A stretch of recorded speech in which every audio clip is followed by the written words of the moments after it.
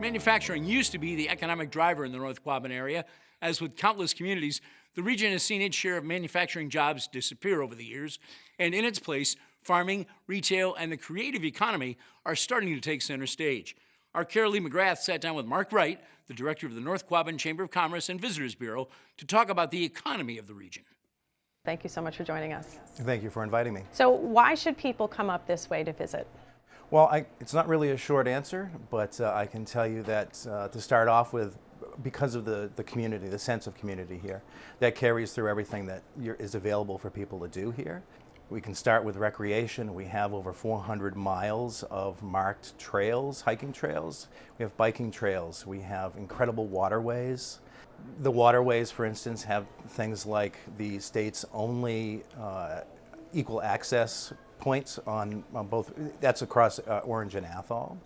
So people with physical issues can get in and out of canoes.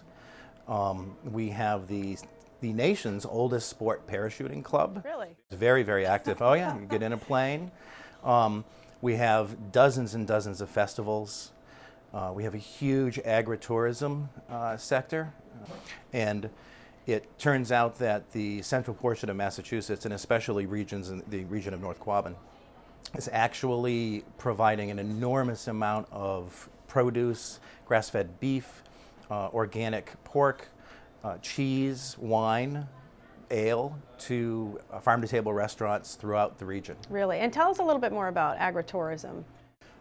It's kind of a funky catch name now, but it's agricultural tourism.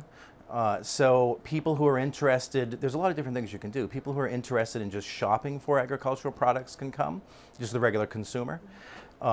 Farmers also come out to learn more about what's going on. We have the amazing farm school here. That's actually in Athol, where people can come and learn how to be a farmer. And those people are they're coming from all over the world, actually.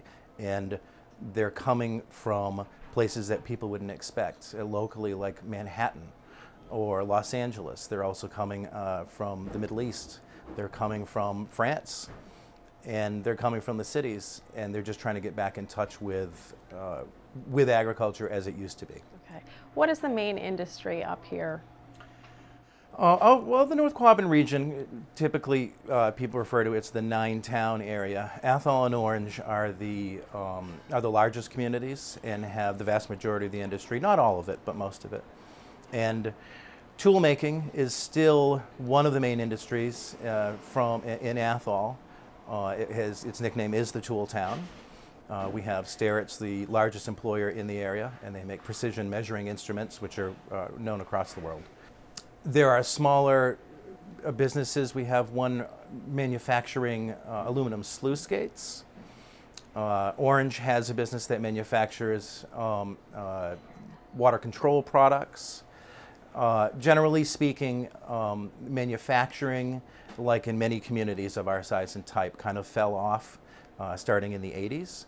But we're also picking up a bunch of niche manufacturing and kind of boutique manufacturing. So how do you attract businesses to come here? I know in Athol, for example, I'm sure there are stores there that have, closed or for sale signs on them. How do you convince a business owner that this is the place to come?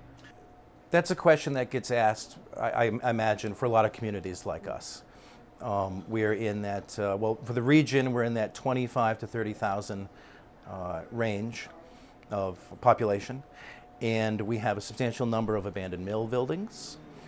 Attracting businesses can be difficult when the idea is you'll commonly hear people say, what we need are more jobs, we need more manufacturing.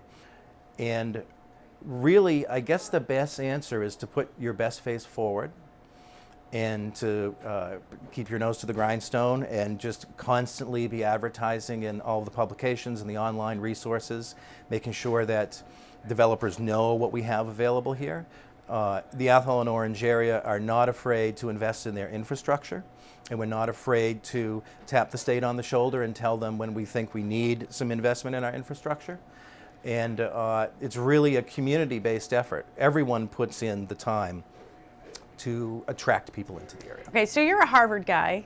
You went there for grad school. You went to Northeastern undergrad. You spent a lot of time in Boston. Why would you come back?